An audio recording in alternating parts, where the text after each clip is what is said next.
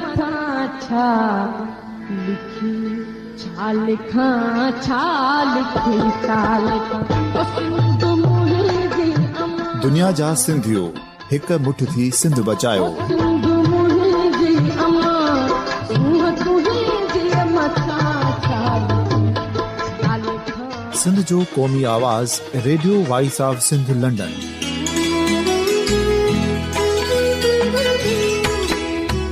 Radio voice of Sindh London पंहिंजी नशरियात में सिंध जी सियासत, समाज, इक़्तिसादियात, तारीख़, क़ौमी उमंगुनि ऐं इख़्लाक़ियात मुतलिक़ सिंध जी हक़ीक़ी तर्जुमानी कंदे प्रोग्रामनि खे असराइतो बणाइण लाइ सिंध जे घण घुरनि ऐं धरतीअ सां प्यार कंदड़ अदीबनि, दानिशवरनि, सहाफ़ियुनि, उस्तादनि, वकीलनि ऐं हर तबिके जे मानवारनि सजणनि खे सिंध में शऊरी इनकलाब लाइ सहकार जो सॾु ॾियूं था। अचो त गॾिजी सूफ़ियुनि ऐं संतनि वारी सिंध जो ओज हिकु मुठ थी वरी वापसि आणण वारे सफ़र जा साथारी बणिजऊं।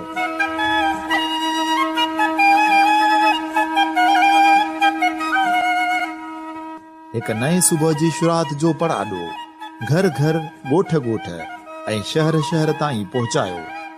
शाल सिंध आबाद ऐं खुशहाल थिए, सिंधी माण्हू सुखियो ऐं सताबो थिए।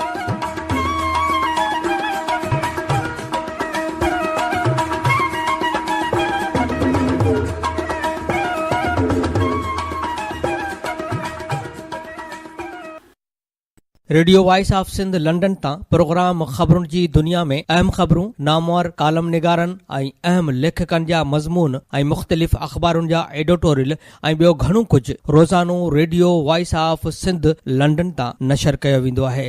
ॿुधण न विसारींदा। Radio voice of Sindh London तां प्रोग्राम ख़बरुनि जी दुनिया में सिंध जे मुख़्तलिफ़ ज़िलनि मां अहम ख़बरूं साण करे हाज़िर ख़िदमत आहे फाज़िल चन्ना। सभ खां पहिरीं अहम ख़बरूं अव्हां जे समातुनि जे नज़र कंदो थो। अॼु जी अहम सुर्ख़ी आहे त मुशर्रफ जे इंटरपोल ज़रिए गिरफ़्तारीअ जो हुकुम। इस्लामाबाद जे ख़ासि अदालत संगीन गद्दारी केस में वफ़ाक़ी हुकूमत खे अॻूणे फ़ौजी सदर जे गिरफ़्तारीअ लाइ हुकुम ॾिनो। घरू वज़ारत परवेज़ मुशर्रफ जो सुञाणप कार्ड ऐं पासपोर्ट मुअतल करण ऐं मिल्कियतूं ज़ब्त करण लाइ उपाउ वठे। अदालती हुकुम। अदालत जवाबदार मुशर्रफ जी गिरफ़्तारीअ लाइ असराइता क़दम न खणण तां वफ़ाक़ी हुकूमत जी कारकर्दगीअ ते मायूसीअ जो बि इज़हार कयो। पाकिस्तान ऐं गॾियल अरब रियासतुनि में जवाबदारनि जी मटासटा वारो मुआहिदो आहे। मिल्कियत कार्ड ऐं पासपोर्ट बि मुअतल करे सघिजे थो। अहम सुर्ख़ी आहे त एग्ज़िट कंट्रोल लिस्ट शरीफ़ कुटुंब जा नाला काबीना हवाले। नाला एग्ज़िट कंट्रोल लिस्ट में विझण जी मंज़ूरीअ लाइ केस काबीना खे मोकिलियो आहे। अहसन इक़बाल चौधरी निसार जे दौर जी बि समूरनि ACL केसनि जी तौसीक़ वफ़ाक़ी काबीना खां थींदी हुई। परवेज़ मुशर्रफ जे वतन वापसीअ जी ख़ातिरी ॾियारण ते हुकूमत इदारनि खे कार्रवाई खां रोके छॾियो आहे। हिकु हफ़्ते ताईं परवेज़ मुशर्रफ न आयो त ख़ासि अदालत जे फ़ैसिले ते अमल दरआमद शुरू थी वेंदो। अॼु जी अहम ख़बर आहे त डाओ यूनिवर्सिटी इस्पताल में सिंधी ॿोली ॻाल्हाइण खां रोकींदड़ डॉक्टर अञा ताईं उहिदे ते बरक़रार आहे। मुख़्तलिफ़ सियासी पार्टियुनि तरफ़ां डाओ जे मुखिया गेट आॾो धरणो हंयो वियो। डॉक्टर ख़िलाफ़ एक्शन बदिरां VC जांच कमेटी ठाहे छॾी। डॉक्टर राबिया कमेटी आॾो बयान रिकॉर्ड करायो। उन हवाले सां काल्ह 3 ॾींहं गुज़रण बावजूदि Dow university of health sciences जे इंस्टीट्यूट ऑफ कार्डियोलॉजी में medical officer doctor Rabia Bibi खे सिंधी ॻाल्हाइण खां रोकण ऐं खेसि नोटिस जारी कराईंदड़ कॉन्ट्रैक्ट ते भर्ती कयल MQM लंडन जे कारकुन डॉक्टर फ़हीम आमिर ख़िलाफ़ अञा ताईं को बि क़दम नाहे खयो वियो। काल्ह बि ड्यूटी ते मौजूदु हो। होॾां डॉक्टर फ़हीम जे उन अमल ख़िलाफ़ काल्ह सिंध जे मुख़्तलिफ़ सियासी ऐं क़ौमपरस्त पार्टियुनि SNP चेयरमैन अमीर बंबरो, क़ौमी अवामी तहरीक जे इफ़रोज़ कटपर, SUP जे मुस्तफ़ा चांडियो, जसकम जे कहर अंसारी, ऐं ग़रीब अवाम पार्टीअ जे परवेज़ राजपर जे अॻुवाणीअ में सचल ॻोठ खां एहतिजाजी रैली कढी डाओ यूनिवर्सिटीअ जे मुख्य गेट आॾो धरणो हयो। कारकुननि डॉक्टर फ़हीम ऐं इंतिज़ामिया ख़िलाफ़ सख़्तु नारेबाज़ी कई। उन मौक़े ते मीडिया सां ॻाल्हाईंदे अमीर बमरो चयो त डॉक्टर फ़हीम सिंध में रही सिंध सां नमक हरामी कई आहे। अहिड़नि माण्हुनि खे हिते रहण को बि हक़ न हुअणु घुर्जे। जेकॾहिं डॉक्टर फ़हीम खे बरतरफ़ करे यूनिवर्सिटीअ मां नेकाली न ॾिनी वई त वधीक सख़्तु एहतिजाज कयो वेंदो। इफ़रोज़ कटपर चयो त तअसुब धरती धणियुनि खे पंहिंजे घर में पंहिंजी ॿोली ॻाल्हाइण खां रोके रहियो आहे ऐं वक़्त जा हुकुमरान तमाशो ॾिसी रहिया आहिनि। हिन वधीक चयो त जिन हुकुमराननि खे पंहिंजी ॿोलीअ ते पाबंदी लॻाइण ते बि होश नथो अचे उन्हनि खां का बि चङाईअ जी उमेद न कई वञे। कारकुननि 1.5 कलाक ताईं गेट आॾो धरणो जारी रखियो, जंहिं करे मुख्य रोड बि बंदि रहियो। बाद में कारकुन पुरअमन तौरु वापसि हलिया विया। होॾां काल्ह 3 ॾींहं गुज़रण खां पोइ मामले जी जांच लाइ कमेटी ठाही वई आहे। University registrar VC doctor Saeed Qureshi जे हुकुम ते जांच लाइ फैकल्टीअ जे डेन प्रोफेसर अनवर अलीअ जी सरबराहीअ में 3 रुकनी कमेटीअ जो नोटिफिकेशन जारी करे छॾियो आहे, जंहिंजा प्रोफेसर मज़हरुल हसन ऐं प्रोफेसर फरज़ाना मेमन मेंबर आहिनि। कमेटी काल्ह बयान लाइ डॉक्टर राबिया बीबीअ खे तलब कयो, जंहिं कमेटीअ ॾाढो बयान रिकॉर्ड करायो। ज़रियनि मूजिबि डॉक्टर राबिया पंहिंजे बयान में चयो त डॉक्टर फ़हीम अॻु बि सिंधी ॻाल्हाइण खां रोकियो हो ऐं 14 मार्च वारे ॾींहुं बि वार्ड में सभिनी जे साम्हूं बदतमीज़ी कंदे सिंधी ॻाल्हाइण खां रोकियो। कमेटीअ खे 3 ॾींहनि में जांच मुकमल करे रिपोर्ट VC खे ॾियण जो हुकुम कयो वियो आहे। उन हवाले सां वज़ीर आला हाउस मां जारी थियल बयान में वॾे वज़ीर मामले जो नोटिस वठंदे चयो त सिंध में रहंदड़ हर माण्हूअ खे मादरी ॿोली ॻाल्हाइण जो हक़ आहे। मुलाज़िमनि सां तअसुबी रवैयो रखणु बिल्कुलु ग़लति आहे। हिन चयो त सिंधी क़दीम तरीन ॿोली आहे, जंहिं जूं पाढ़ूं 5000 साल पुराणी तहज़ीब में खुतल आहिनि। हिन चयो त सिंधी ऐं उर्दू ॻाल्हाईंदड़नि में फ़र्क़ु पैदा करण जी साज़िश हरगिज़ क़बूल न कंदासीं। सिंधी ज़बान ते पाबंदीअ जो ख़्वाबु माज़ीअ में पूरो थियो, न हाणे अॻिते थींदो।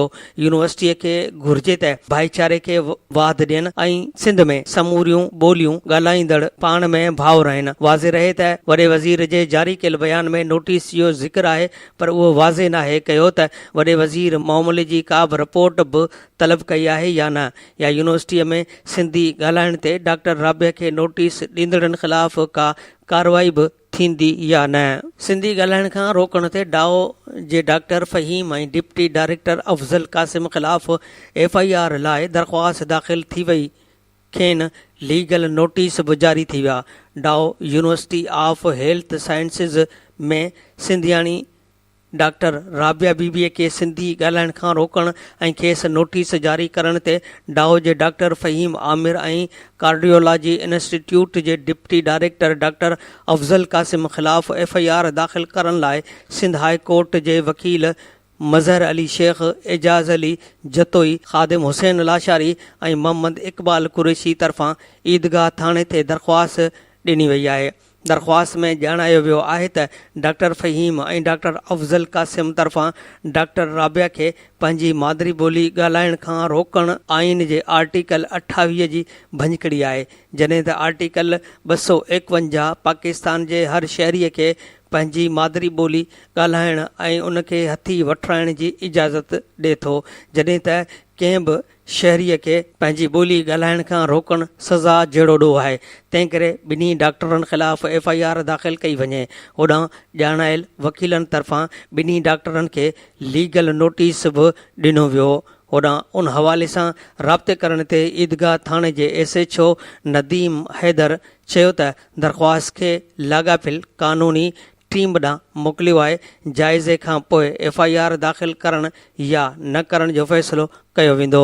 अहम ख़बर आहे त सुप्रीम कोर्ट पारां जोड़ियल वाटर कमीशन जे सरबराह रिटायर जस्टिस अमीर हानी मुस्लिम सिंध सूबे में पीअण जे पाणीअ ऐं सेवरेज वारे पाणीअ जी सूरत हाल बाबति पंहिंजी पहिरीं इब्तिदाई मुशाहिदाती रिपोर्ट सुप्रीम कोर्ट में जमा कराए छॾी आहे। कमीशन पंहिंजी रिपोर्ट में चयो आहे त सिंध में माण्हुनि खे पीअण लाइ गंदो पाणी फ़राहम कयो पियो वञे। शहरनि में पाणीअ जे लाइनुनि में गटर जो पाणी गॾिजी विया आहिनि। उहो गंदो पाणी माण्हू पी रहिया आहिनि। सिंध बिल्डिंग कंट्रोल अथॉरिटी शहरनि जे शिकिली बिगाड़े छॾी आहे। वॾियूं इमारतूं ऐं हाउसिंग स्कीमूं ठहिण सबबि पाणीअ जो वॾो मसइलो थी रहियो आहे।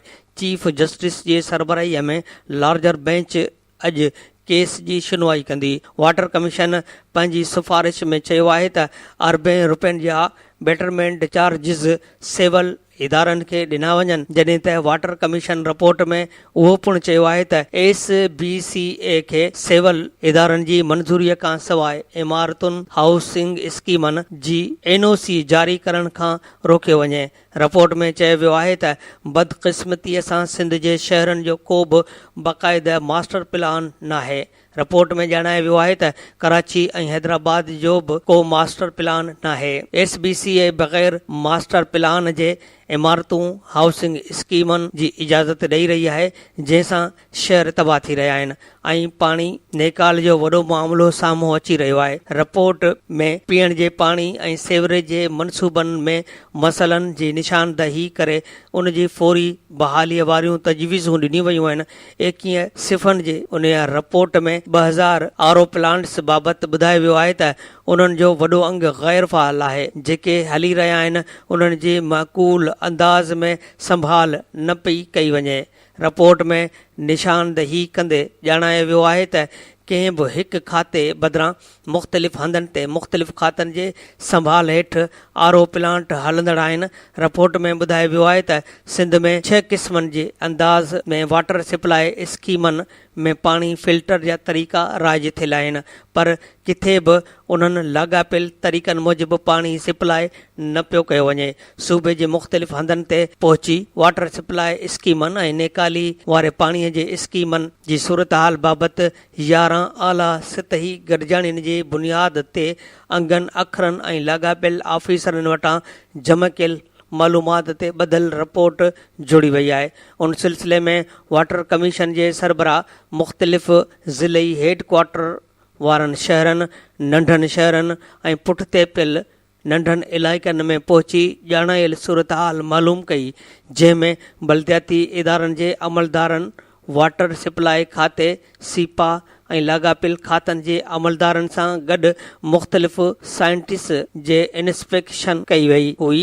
रिपोर्ट में हैदराबाद ऐं कराचीअ में क़ाबिल क़बूल मयार मूजिबि पाणी सप्लाई न करण जी निशानदही कंदे ॿुधायो वियो आहे त उन्हनि ॿिन्ही शहरनि में जदीद क़िस्म जा फिल्टर प्लांट मौजूदु हुजण बावजूदि उन जो घुर्बल अंदाज़ में इस्तेमालु न हुजण ऐं वाटर सप्लाई लाइनुनि में सेवरेज जो पाणी मिली वञण सबबि शहरनि खे पीअण जो साफ़ पाणी न पियो ॾिनो वञे। कमीशन जी रिपोर्ट में हिन साल जे बजट तहत 6 अरब रुपयनि जे हलंदड़ स्कीमनि में 134 सेवरेज ऐं 28 वाटर सप्लाई स्कीमनि जो ज़िक्र कंदे ॼाणायो वियो आहे त वाटर सप्लाई ऐं सेवरेज जूं स्कीमूं नसब करण खां सवाइ उन्हनि खे हलाइण लाइ पिणु पब्लिक हेल्थ इंजीनियरिंग खाते खे ज़िम्मेवार बणायो वञे ऐं उन्हनि जी इंतज़ामकारीअ लाइ नओं staff Sindh public service commission जे ज़रिए मुक़ररु कयो वञे। ऐं सिफारिश में ॼाणायो वियो आहे त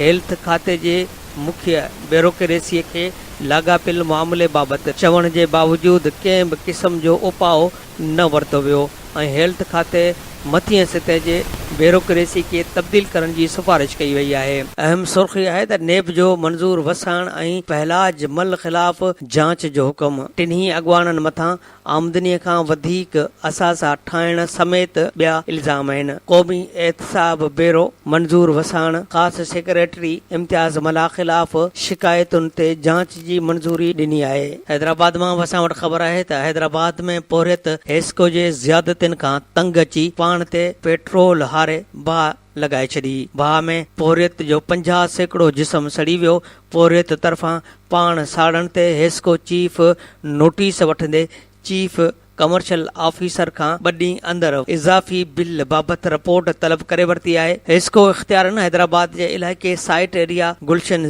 झील पार्क में 2 कमरनि जे घर में मसवाड़ ते रहंदड़ पोरियत शफ़ी मोहम्मद पुट वाहिद खे 1,70,000 जो बिजलीअ जो बिल मोकिलियो। जॾहिं त बिजलीअ जो बिल घटि न थियण ते पोरियत दिल बर्दाश्त थी काल घर में पाण ते पेट्रोल हारे बाहि लॻाए छॾी, जंहिंखे पाड़ेसरियुनि ॻणतीअ जोगी हालत में सिविल अस्पताल पहुचायो। डॉक्टरनि मूजिबि त पोरियत जो 50% जिस्म सड़ी वियो आहे, जॾहिं त संदसि इलाज हलंदड़ आहे। साॻिए वक़्तु पोरियत मीडिया खे ॿुधायो त आऊं मसवाड़ जे घर में रहंदो आहियां। घर में ऐं बल्ब खां सवाइ बिजलीअ ते हलंदड़ का बि शइ न आहे। हेस्को वारनि 1,70,000 बिल मोकिलियो।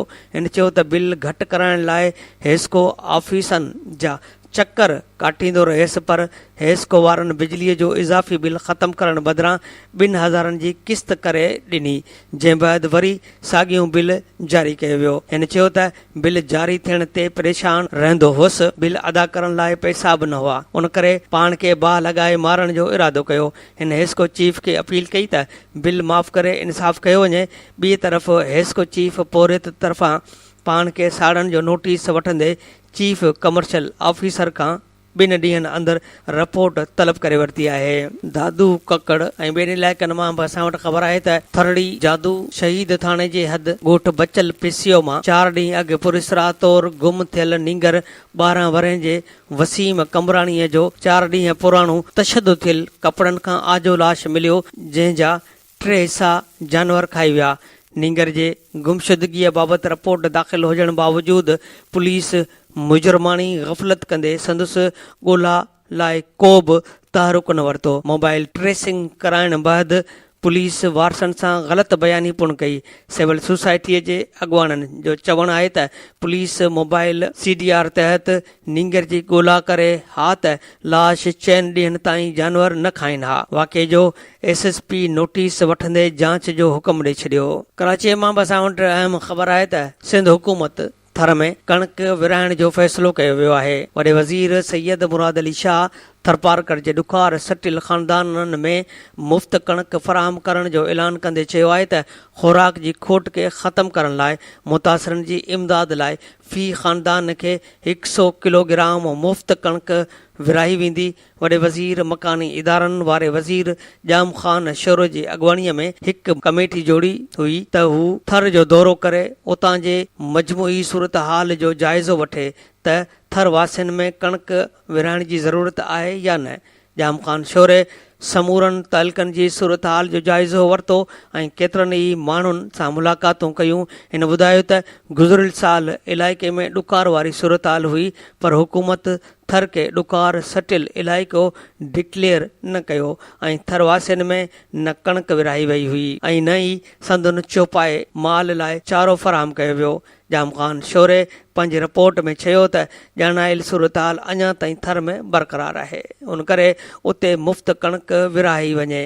वॾे वज़ीर सूबाई वज़ीर जी सिफ़ारिश जी रोशनीअ में थर जे 2,87,000 ख़ानदाननि में फ़ी ख़ानदान 100 किलोग्राम मुफ़्त कणक विराइण जी मंज़ूरी ॾिनी। हिन चीफ सेक्रेटरी सिंध रिज़वान मेमन खे हिदायत कई त कणक जी विरासत मार्च खां शुरू कई वञे ऐं अप्रैल जे आख़िर ताईं जारी रहे। वॾे वज़ीर चीफ सेक्रेटरीअ खे इहा बि हिदायत कई त हू कमिश्नर मिरपुर ख़ास खे हिदायत जारी करे त हू कणक विराइण शुरू करे ऐं मूंखे रोज़ाने जी बुनियाद ते रिपोर्ट ॾिनी वञे। अहम सुर्ख़ी आहे त 16 अरब रुपयनि जे गैर क़ानूनी ज़मीन अलाटमेंट जी जांच जी सिफ़ारिश नेब सिंध तरफ़ां नदीअ ते अलाटमेंट जी चीफ सेक्रेटरी ऐं ॿियनि सीनियर ऑफिसरनि ख़िलाफ़ जांच जी सिफ़ारिश करे छॾी आहे। दादूअ जे डिस्ट्रिक्ट काउंसिल ऑफिस में गोभियूं हुअण ते मुस्तफ़ा लुंड, नज़ीर भुट्टो ऐं ॿियनि ख़िलाफ़ रेफरेंस जी सिफ़ारिश कई आहे। हैदराबाद में 16 प्लाटनि जी गैर क़ानूनी allotment railway employees cooperative housing सोसाइटीअ जे इख़्तियारनि ख़िलाफ़ जांच थींदी। लाड़काणे मां बि असां वटि अहम ख़बर आहे त लाड़काणे शहर जे हिकी पाड़े जा 2 ॿारड़ा राइस कैनाल में विझंदे ॿुॾी फौत थी विया। लाड़काणे शहर जे रहमतपुर थाणे जे हद न्यू नज़र मुहल्ले जा रहवासी 4 क्लास जो शागिर्द 10 सालनि जो अली पुट शाहिद मेमन ऐं ॿिनि क्लासनि जो शागिर्द 8 सालनि जो फरहान पुट नियाज़ हुसैन बुलेदी बाज़ीगर पुल वटि राइस कैनाल में वेंझ ते ॿुॾी फौत थी विया। इन ॿारनि जा लाश वारसनि पारां पाणीअ मां कढी चांडका मेडिकल अस्पताल जे एमरजेंसी वार्ड में आंदा विया, जिते डॉक्टरनि पारां ॿिन्ही ॿारनि जे फौत थियण जी तस्दीक कई वई। मीरपुर ख़ास मां बि असां वटि अहम ख़बर आहे त मीरपुर ख़ास ज़िले में हलंदड़ पोलियो मुहिम में मीरपुर ख़ास शहर मीरवा गोरचाणी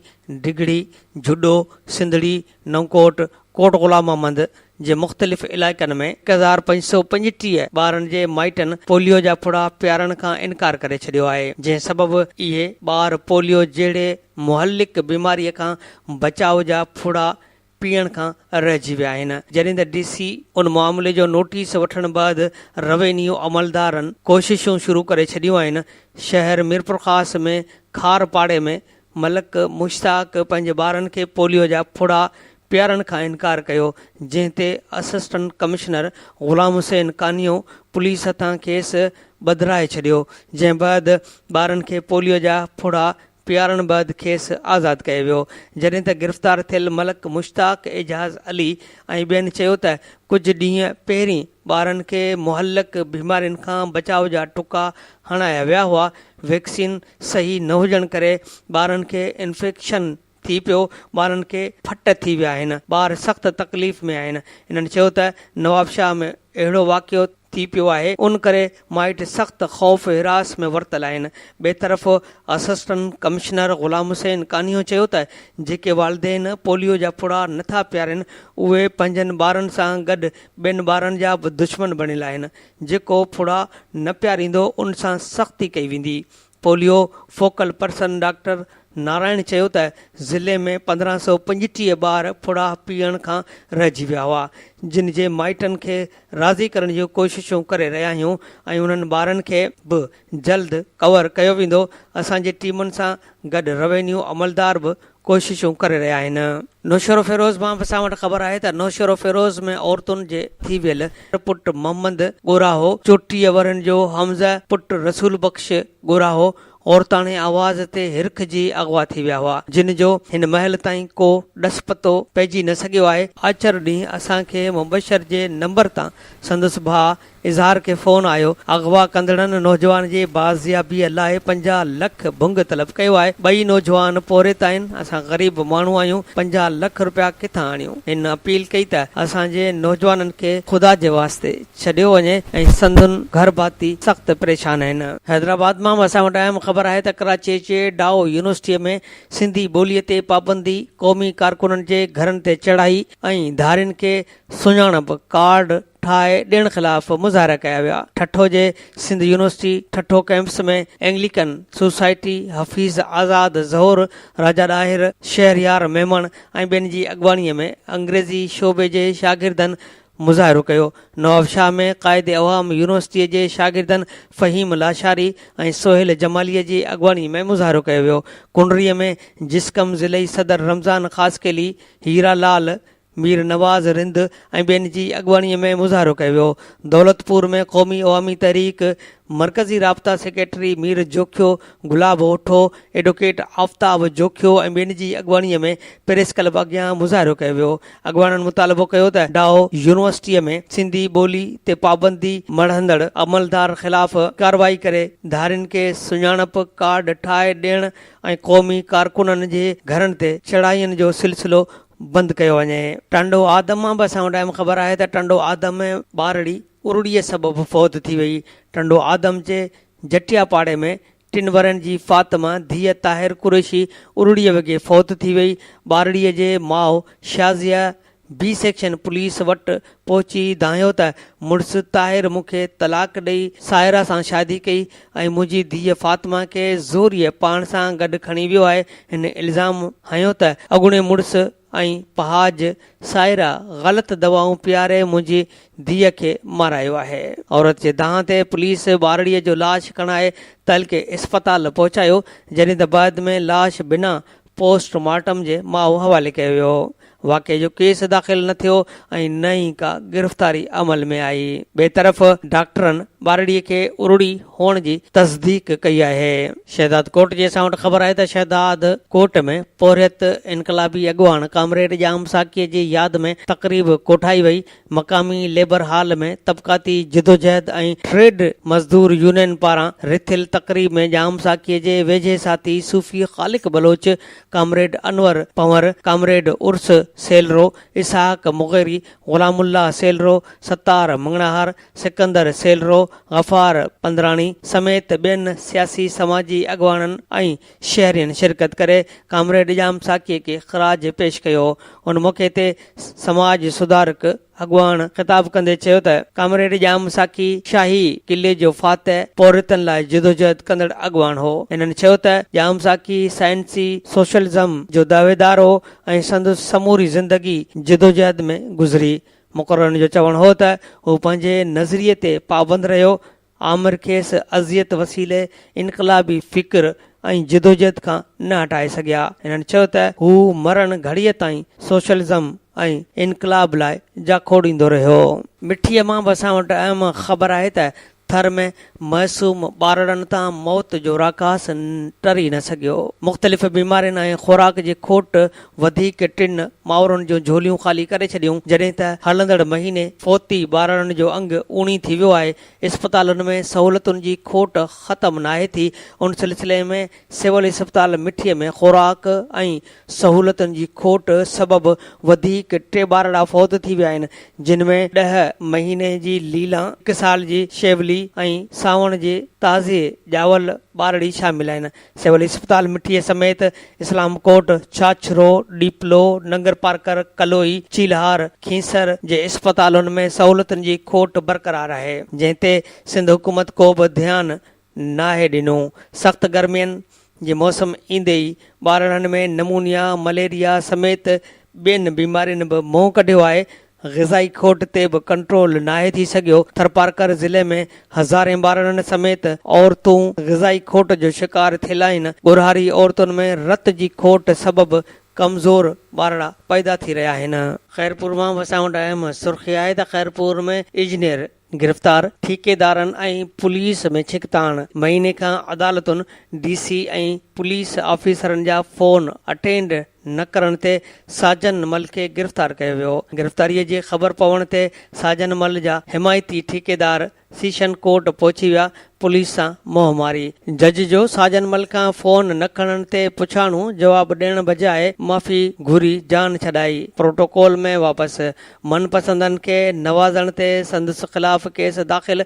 24 मार्च ते तलब। सिंध हुकूमत केस बदिली करे छॾियो। उमरकोट मां असां वटि ख़बर आहे त सिंध तरक़ी पसंद पार्टी जे चेयरमैन डॉक्टर कादर मक्सी चयो आहे त सिंध असांजी अमड़ आहे, ग़ुलामी न करणी आहे, त पंहिंजो पाण बदिलाइणो पवंदो। असां गॾिजी ख़ुशहालीअ वारी सिंध ठाहींदासीं। उमरकोट में शहीद कमाल राहिमूअ जे 32हीं वरसीअ जे तक़रीब में जलसे खे ख़िताब कंदे हिन वधीक चयो त वोट ईंदड़ नसलुनि जी अमानत आहे, उन जो सही इस्तेमालु कयो वञे। थर जे कोयले जीअं सऊदी अरब में तेल निकितो हो, कोयले जो सही इस्तेमालु कयो वञे त थर में बुख ऐं बदालीअ जो मुकमल ख़ात्मो अची वेंदो।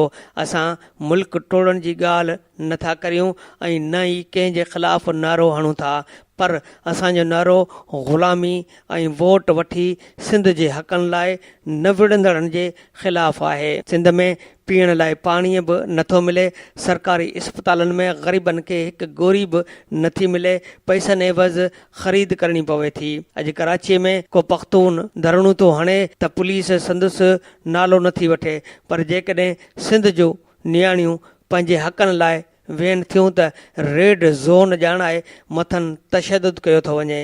PPA वारा हुकूमत में हूंदे बि शहीद बेनज़ीर भुट्टो जा क़ातिल वाइखा न कराए सघिया आहिनि ऐं न ई 18 अक्टूबर वारे क़ाफ़िले में शहीद थियल माण्हुनि जे वारसनि खे इंसाफ़ ॾियारे सघिया आहिनि।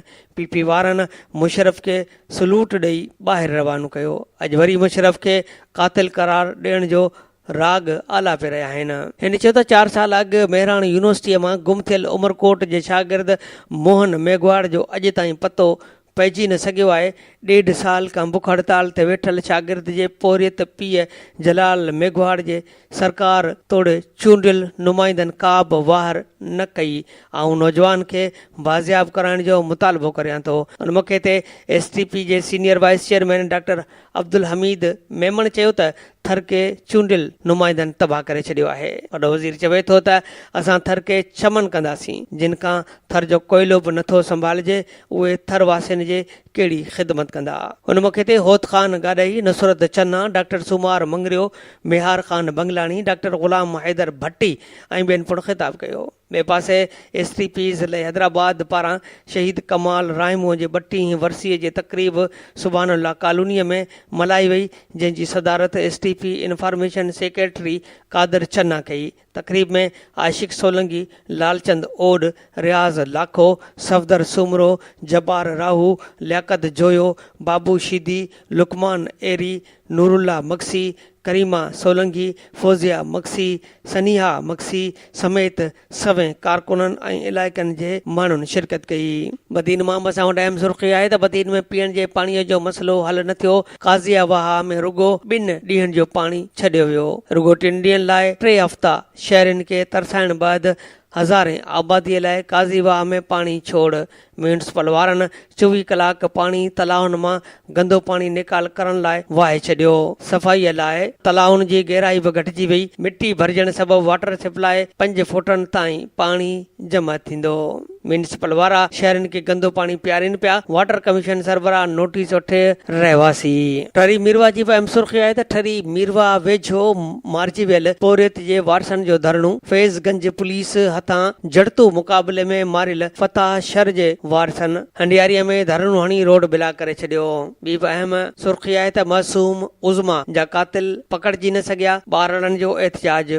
हुसड़ी पुलिस साने खे 8 ॾींहं गुज़रण बावजूद मुलवस जवाबदारनि खे गिरफ़्तार करण में पुलिस नाकाम थी वई। गर्ल्स प्राइमरी स्कूल जे शागिर्दियाणियुनि जो पितकड़नि हथनि में प्ले कार्ड खणी वालदेन समेत एहतिजाज मुज़ाहिरो कयो। ॿारनि जो चवणो त असांखे जीअण ॾियो, ज़ुल्म बंदि कयो।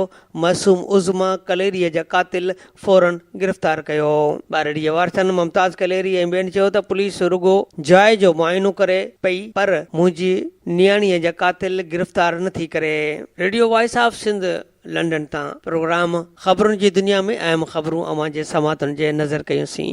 Radio voice of Sindh London जे प्रोग्राम ख़बरुनि जी दुनिया में हाणे अवां जे समातुनि जे नज़र असां कंदा था हलूं। अॼु जो अहम एडिटोरियल जो उनवान आहे त ख़तरो बणिजी वियल नादरा सिंध जे वजूद लाइ। एडिटोरियल में ॼाणायल आहे त रिपोर्ट मूजिबि नादरा चेयरमैन क़ौमी शनाख़्ती कार्ड ठाहिण जे हवाले सां जेका नई पॉलिसी लागू कई आहे, तंहिंसां सिंध में गैर क़ानूनी तौर रहंदड़ परॾेहियुनि जा शनाख़्ती कार्ड इंतिहाई आसानीअ सां ठहिण जो मौक़ो फ़राहम थी वियो आहे। नादरा जे अहिड़ी पॉलिसीअ सबबि सिंध जे सियासी समाजी धुरियुनि समेत अवामी हलकनि में तमामु घणी ॻणतीअ जनम वरितो आहे। रिपोर्ट में आहे त नादरा कराची जे सेंटरनि लाइ जेका अलॻि पॉलिसी जारी कई आहे, तंहिं मूजिबि कराची जा समूरा नादरा सेंटर सुबुह 9 वॻे खां राति 9 वॻे ताईं खुलियल रहंदा ऐं नादरा जो को बि अमलदार दरख़्वास्त ॾींदड़ जे फार्म ते एतिराज़ करण जो मजाज़ न हूंदो। अहिड़ी पॉलिसी सबबि कराची में लखें गैर क़ानूनी परॾेहियुनि लाइ नादरा जा नवां कंप्यूटराइज़्ड कार्ड ठाराइण जी जेका राह हमवार थी आहे, तंहिंखे सिंध जे सुञाण हलकनि सिंध लाइ इंतिहाई हसास मामिलो करार ॾिनो आहे। असीं नादरा जे उन पॉलिसीअ खे मुकमल तौर ते गैर वाजिबी ऐं तकरारी सम्झूं था, छाकाणि त सिंध में अॻे ई धारी आबादकारीअ जे करे तमामु घणा मसइला आहिनि। ख़ासि तौर ते अमन अमान खे ख़राबु करणु ऐं ॾोहारी सरगर्मियुनि में जेके बि गिरोह मुलवस पाता विया आहिनि, तिन मां तमामु घणी अक्सरियत गैर क़ानूनी तौर रहंदड़ परॾेहियुनि जी साबित थी आहे। उन्हीअ सबबि जे करे सिंध में गैर कानूनी रहंदड़ परॾेहियुनि खे निकाली ॾियण जा मुतालबा हर दौर में थींदा रहिया आहिनि ऐं उन ॾिस में मुख़्तलिफ़ वक़्तनि ते एहतजाज ऐं तहरीकूं पिणु रिकॉर्ड में मौजूदु आहिनि। तंहिं करे नादरा जी हीअ नई पॉलिसी उन समूरे तकरार खे वधाइण जो सबबु बणिबी। उन सां गॾु सिंध जी मइशियत मथां धारी आबादकारीअ सबबु जेको अॻे ई दॿाउ आहे तंहिंमें इज़ाफ़ो थींदो। असांखे सम्झ में नथो अचे त वफ़ाक़ी हुकूमत आख़िर उन क़िस्म जे पॉलिसियुनि ते अखियूं छो पूरियूं वेठी आहे। हालांकि ज़रूरत उन ॻाल्हि जी आहे त नंढनि सूबनि ख़ासि तौर ते सिंध खे पंहिंजे वजूद जे हवाले सां जेके बि संगीन मसइला दरपेश आहिनि वफ़ाक़ी हुकूमत खे ध्यानु ॾेई तिन जो अहिड़ो हल तलाश करणु घुरिजे जंहिंसां सिंध मां महरूमीअ जो अहसासु ख़तमु थिए। उन जे उबतड़ वफ़ाक़ी इदारनि अहिड़ियूं पॉलिसियुनि ते गामज़ाइनि आहिनि जेके सिंध में मौजूदु महरूमीअ जे उन अहसास खे अञा वधीक मज़बूत कनि था। वफ़ाक़ी सरकार खे सिंध जे क़ौमी जमहूरी ऐं आइनी हक़नि जो को बि ख़्यालु न आहे। वफ़ाक़ी हुकूमत खे उन मुआमले जो नोटिस वठंदे फौरी तौर ते इहा पॉलिसी रद्द करणु घुरिजे जंहिंसां सिंध जी वहदत खे ख़तरो आहे। प्रोग्राम ख़बरुनि जी दुनिया में अॼु जो एडिटोरियल जंहिंजो उनवान हुयो ख़तरो बणिजी वियल नादरा सिंध जे वजूद लाइ अवां जे समातुनि जे नज़र कयोसीं। हाणे अॼु जो अहम कालम अवां जे समातुनि जे नज़र कंदो थो हलां। अॼु जो अहम कालम तहरीर कयो आहे माजिद जागीरानी। उनजो कालम जो उनवान आहे इंसान जो माज़ी हाल ऐं मुस्तक़बिल। माजिद जागीरानी पंहिंजे कालम में लिखे थो त हिन धरतीअ जे ॻोल्हे ते इंसान ई इहा वाहिद मख़लूक आहे जेको पंहिंजे अकुल ॾाह ऐं सम्झ जे आधार ते बाक़ी सभु कुदरत जे मख़लूक़ात खां अफ़ज़ल आहे। इंसान जेको हिन वक़्त जे मंज़िल ते पहुतो आहे उहो करोड़नि सालनि जे इर्तिकाउनि मरहलनि जो ई नतीजो आहे। इहो सॼो इंसान जो सफ़र पंहिंजे बका जी जंग विढ़ंदे विढ़ंदे गुज़रियो आहे। जीअं कंहिं बि इमारत में जेका हिकु सिर बि लॻल हूंदी आहे त उन जो किरदारु उन इमारत जी बका लाइ तमामु अहम हूंदो आहे। ईअं ई हिन समूरे इंसानी सफ़र में अॼु ताईं जेके बि इंसान थी गुज़रिया आहिनि उन्हनि जो कंहिं न कंहिं हद ताईं पंहिंजो पंहिंजो किरदारु अहम रहियो आहे। हर दौर में अलॻि अलॻि क़िस्म जा इंसान पंहिंजे अलॻि अलॻि सोच जे करे तारीख़ जो हिसो थींदा रहिया आहिनि ऐं उन्हनि जो असरु ईंदड़ इंसान जे नसलनि ते पवंदो रहियो आहे। किन इंसाननि जा किरदार इंसानी नसुल लाइ हाञेकार रहिया आहिनि त वरी किन इंसाननि जा किरदार इंसानी नसुलनि जी बका लाइ तमामु फ़ाइदेमंद रहिया आहिनि। धरतीअ जीअं त तमामु घणी वसी आहे उन ते इंसानी नसुलनि जे वधण वेझण जे करे ई मुख़्तलिफ़ मज़हबी सक़ाफ़ती ऐं समाजी रीतुनि रस्मनि इंसाननि जी ज़िंदगीअ में इंसाननि खे मसरूफ़ रखण लाइ पंहिंजो पंहिंजो किरदारु अदा कयो आहे जेको सिलसिलो अॼु ॾींहं ताईं जारी ऐं सारी आहे। ऐं जेसि ताईं इंसान जो वजूद हिन धरतीअ जे ॻोल्हे ते रहंदो तेसि ताईं इहे सभु शयूं मुहज़ब सक़ाफ़ती ॿोलीअ खे दुनिया जे ॿियनि ख़ितनि जे इंसाननि जे मुहज़ब सक़ाफ़त ऐं ॿोलीअ खां वधीक उत्तम ऐं आला सम्झंदो आयो आहे। जंहिंजे करे ई अॼु ॾींहं ताईं हिन ख़िते जा ॿिए ख़िते जे इंसान सां जेके नफ़रत भरिया तालुकात रहिया आहिनि जेके जंगियूं ऐं खून रेज़ियूं मज़हब सक़ाफ़त ॿोली ऐं ज़मीन जी मालिकीअतां थींदियूं रहियूं आहिनि उन्हनि जूं पाड़ूं लखे सालनि जे इर्तिकाई अमल में ई खुपियल आहिनि। अगरि तारीख़ जा वर्क उथलाए ॾिसिजे त हिन दुनिया खे संवारणु सुधारणु ऐं इंसान जे भलाईअ लाइ सभई अहिड़ा अमुल इंसान नज़र ईंदा जिन जी खोजनाऊं थ्योरीज़ ईजादुनि नज़रियनि ऐं महिनतुनि जे करे अॼु इंसान तमामु घणो अॻिते वधी रहियो आहे। वरी उन जे बरअक्स अहिड़ा सभई इंसान बि तारीख़ जो हिसो रहिया आहिनि जिन जी नाकारी तअसुबाणी सोच अमल ऐं किरदार जे करे ॿियनि इंसाननि तमामु घणो भोॻियो आहे। अहिड़ी ई क़िस्म जी तअसुबाणे नाकारी सोच जे करे अॼु इंसान जो वेरी बणियलु आहे।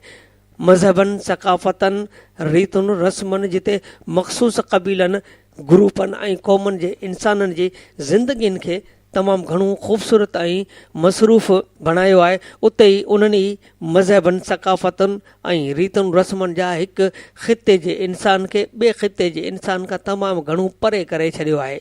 जीअं त इंसान हिन वक़्तु ज़िंदगीअ जे हर शोबे में अहिड़ियूं कामयाबियूं हासिल कयूं आहिनि जो उन जो तसवुरु गुज़िरियल सदियुनि में सिर्फ़ ई सिर्फ़ु हिकु ख़्वाबु हो। उते ई वरी मुल्कनि पंहिंजे नाले मातर तहफ़ुज़ जे ख़ातिर अहिड़ा एटमी बम ऐं मिज़ाइल बि बणाया आहिनि जिन जे ज़रिए तमामु क़लील वक़्त में यानी सिर्फ़ु चंद मिंटनि में ई कंहिं बि मुल्क खे तबाह करे उन मुल्क जे ख़ूबसूरत वादियुनि खे खंडरनि में तब्दील करे सघिजे थो ऐं उतां जे रोज़मर्रा जे मसरूफ़ रहंदड़ ऐं खिलंदड़ मुस्कुराईंदड़ इंसाननि खे मौत जी वादीअ में मोकिले सघिजे थो। अहिड़ा मिसाल बि हिरोशिमा ऐं नागासाकीअ जे सूरत में मौजूदु आहिनि ऐं अॼु ताईं 2 आलमी जंगियूं बि लॻी चुकियूं आहिनि जिन किरोड़े इंसाननि खे तमामु बुरी तरह सां मुतासिर बि कयो आहे। हिन 21वीं सदीअ में इंसान तारीख़ जे बुलंद तरीन कामयाबियुनि जे पीढ़ जा पत्थर बि रखी रहियो आहे ऐं वरी इंसानी नसुल जे बर्बादी ऐं ख़ात्मे लाइ बि माहौल जोड़े रहियो आहे। अॼु इंसान साइंस ऐं टेक्नोलॉजीअ जे ज़रिए मसनूई ज़हानतुनि जे ज़रिए जेके रोबोट बणाए रहियो आहे ऐं वरी उन्हनि ई रोबोटनि जे करे जेको तरक़ी याफ़्ता मुल्कनि में इंसाननि जे बेरोज़गारीअ में इज़ाफ़ो थी रहियो आहे, वरी उन बेरोज़गारीअ जे करे नतीजे में इंसानी ज़िंदगीअ में मसइला ऐं मुश्किलातूं दरपेश अची रहियूं आहिनि। उन जा असर ईंदड़ वक़्त जे इंसानी नसलुनि ते तमामु घणा असर पवंदा, छाकाणि त अगरि को बि पंहिंजे फैमिलीअ जो अकेलो कमाईंदड़ फ़र्द बेरोज़गार थिए थो त उन जो असर उन सॼी फैमिलीअ ते पवे थो। उन्हनि जूं ज़रूरतूं पूरियूं नथियूं थियनि जिन जे करे इंसान जे अंदरि में ख़ुदि हिकु अनारकीअ जनम वठे थी जेका उनखे सॼी सोसाइटीअ जे इंसाननि सां नफ़रत करण ते मजबूर करे थी। ईअं ई वरी अहिड़े क़िस्म जा माण्हू इंसानी नसुल जे ख़िलाफ़ कमु कंदड़ गिरोहनि जे वर चढ़ी वञनि था जेके वरी उन्हनि जे मजबूरियुनि जो फ़ाइदो वठी उन्हनि खे पंहिंजे मुफ़ाद ख़ातिर इस्तेमालु कनि था। दहशतगर्दी जी सूरत में उन जो मिसाल असांजे अॻियां आहिनि। अॼुकल्ह यूरोप जहिड़े ख़िते जे तरक़ी याफ़्ता मुल्कनि में वधंदड़ दहशतगर्दीअ जे पुठियां अहिड़े ई क़िस्म जा अंसर बि किथे न किथे पंहिंजो वजूद रखनि था ऐं जहिड़े क़िस्म जी सूरत हाल ईंदड़ वक़्त लाइ जुड़ण तरफ़ वञी रही आहे त ईंदड़ वक़्त में अहिड़े क़िस्म जे वाक़िअनि में इज़ाफ़ो ई थींदो नज़र अची रहियो आहे। मतिलबु त हमेशह खां वठी 2 ताक़तूं रहियूं आहिनि ऐं हमेशह रहंदियूं। हिकु आहे इंसानी नसुल जी बका बहबूद ऐं भलाईअ लाइ कमु कंदड़ ताक़त ऐं सोच, ऐं ॿी आहे जेका इंसानी नसल खे तबाह ऐं बर्बाद ऐं फना कंदड़ ताक़त सोच। ऐं दुनिया अॼुकल्ह मुल्कनि में विराइजी चुकी आहे ऐं हर मुल्क जो निज़ाम ऐं क़ानून पंहिंजो पंहिंजो आहे ऐं हिकु मुल्क पंहिंजे मुफ़ाद ख़ातिर ॿिए कंहिं मुल्क जो हामी बणियलु आहे ऐं किन जो मुख़ालिफ़, मतिलबु त इंसान पंहिंजे माज़ीअ मां कुझु बि न आहे सिखियो। हर मुल्क जे निज़ाम ते कब्ज़ो मख़सूस ताक़तवर धुरनि जे हथ में हूंदो आहे जेके सॼे मुल्क जो कंट्रोल पंहिंजे हथनि में करे रखंदियूं आहिनि ऐं सिर्फ़ु पंहिंजी दौलत ऐं ताक़त में ई इज़ाफ़ो कंदियूं आहिनि ऐं हेठीं अवाम खे कुझु बि न आहे मिलंदो। तंहिं करे इहो वाज़े लफ़्ज़नि में चई सघिजे थो त इंसान खे असली माना में इंसान बणिजण में अञा सदियूं लॻंदियूं। Radio voice of Sindh London जे प्रोग्राम ख़बरुनि जी दुनिया में अॼु जो अहम कालम अवां जे समातुनि जे नज़र कयोसीं। कालम जो लेखक हुयो माजिद जागीरानी ऐं हुनजो उनवान हुयो इंसान जो माज़ी, हाल ऐं मुस्तक़बिल। प्रोग्राम ख़बरुनि जी दुनिया रोज़ानो सुबुह जो 7 वॻे, मंझंदि जो 12:30 ते ऐं शाम जो 7 वॻे नशर कयो वेंदो आहे। ॿुधण न विसारींदा। प्रोग्राम जे हवाले सां पंहिंजा कमेंट्स ऐं राया असांजी हिन ईमेल ते ॾींदा। ईमेल आहे info@radiovoiceofsindh.com। तव्हांजे रायनि ऐं कमेंट्स जो इंतज़ारु रहंदो। हाणे प्रोग्राम ख़बरुनि जी दुनिया जो वक़्तु पुॼाणीअ ते पहुतो। ॿिए बुलेटिन ताईं फाज़िल चन्ना वहां खां वठंदो इजाज़त। अल्लाह निगहबान। अवां जी समातुनि ताईं radio voice of Sindh London